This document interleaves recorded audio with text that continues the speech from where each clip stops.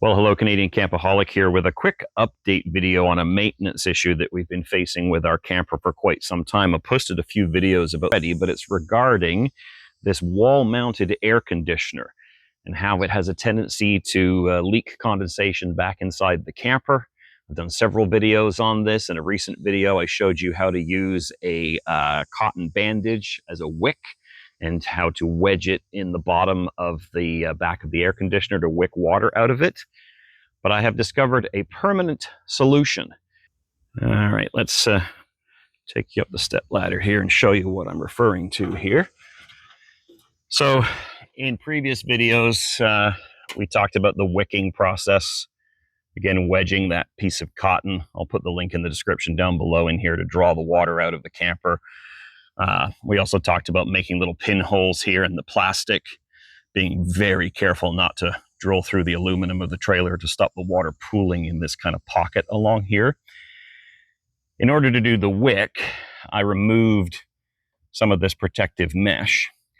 And then one day, on a slightly bigger ladder, I made an interesting discovery. And I'm going to go up another step. Jesus, this thing's wobbly. And show you what I discovered. Let's see if you can see this. But down in there, folks, right there, I don't know if you can see that, but there's a hole. There is an actual weep hole on the frame of the air conditioner itself. Now, I've owned quite a few window air conditioners. This is the first time I've actually seen a little weep hole in the back there. I managed to take a piece of wire and get in here and just gently scrape out this back area. It's not this piece of metal is a bit too big, but just for demonstration purposes. I was also able to get a piece of wire in here and hook it into this hole and scrape out the rust, because what had happened was there was a bunch of crud and rust in there.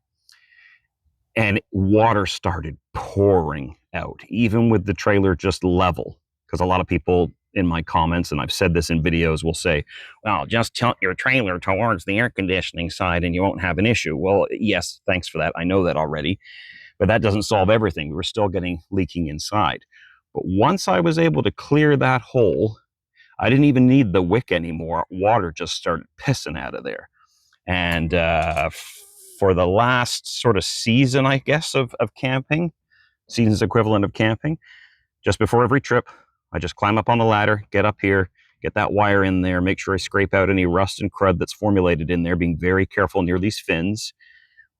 And folks, water just pours out, comes out of the gutter here, out of the spouts, not an issue. We've had 2 camping trips now with very high humidity, high heat.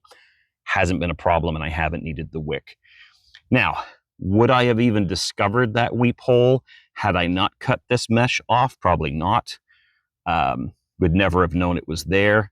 Wouldn't recommend that you punch other weep holes in this, because if you get overzealous with the drill and you go through, you could smash into the fins and really brick your air conditioner. But yes, that has proven to be the magic fix for our air conditioner. So no more water leaking in the trailer. I do still attempt to angle the trailer ever so slightly just to aid in that drainage using leveling blocks in the opposite side.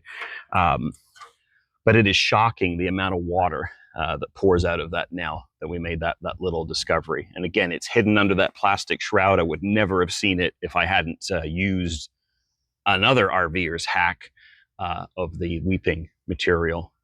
Sometimes when we used to leave the campsite, we would go around the corner. There would be water absolutely flying out of the air conditioner because it was pooling underneath and had nowhere to go. So yeah, just thought I would share that little update. And yeah, no more pesky wall-mounted air conditioner issues for us.